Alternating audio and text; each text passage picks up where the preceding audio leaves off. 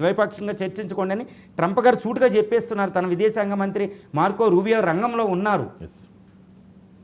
Right.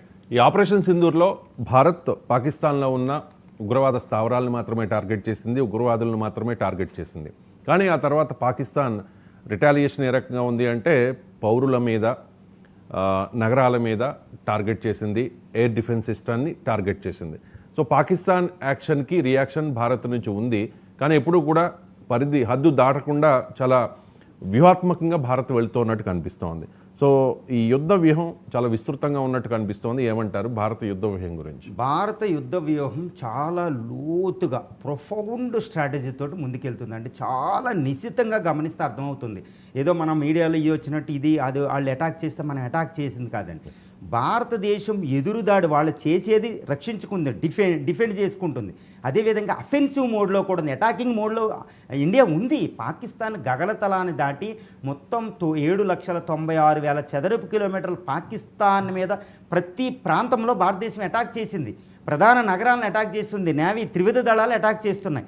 ఇదంతా ఒక ఎత్తు. పూర్తి స్థాయి యుద్ధం వస్తే దాన్ని ఆపుకోవడం ఒక ఎత్తు, అదొకటండి.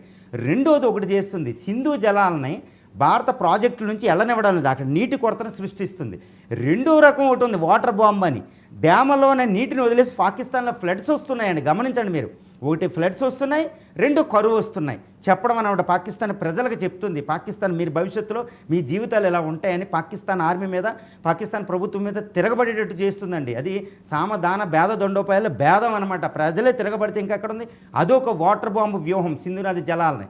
ఇక మూడో వ్యూహం ఒకటి ఉందండి, అది ఎప్పుడు ఇంపార్టెంట్. భారతదేశం పాకిస్తాన్ అవి అంతర్జాతీయ సమాజంలో ఒక భాగం అండి. అంటే డిప్లొమాటిక్ వార్ అనేది ఒకటి ఉంటుంది. విదేశాంగ నీతులు ఎవరు గెలిచారు?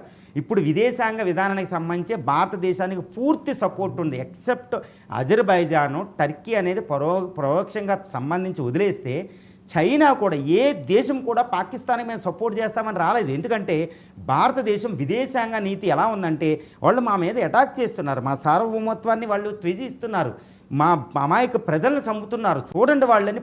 భారతదేశం ఇటు యూకేకి, ఇటు అమెరికాకి, ఇటు సౌదీ అరేబియా ప్రతిసారి ఇదిగోండి ఇలా జరుగుతుందని యుద్ధం ఎక్స్ప్లెయిన్ చేస్తున్నారు. మన ఎంబసీస్లో మన అంబాసిడర్స్ 200 మంది ఎంబసీలు 200 దేశాలకు ఎక్స్ప్లెయిన్ చేస్తున్నారు. యుఎన్ వాళ్ళు చెప్తుంది, యుఎన్ సెక్యూరిటీ కౌన్సిల్.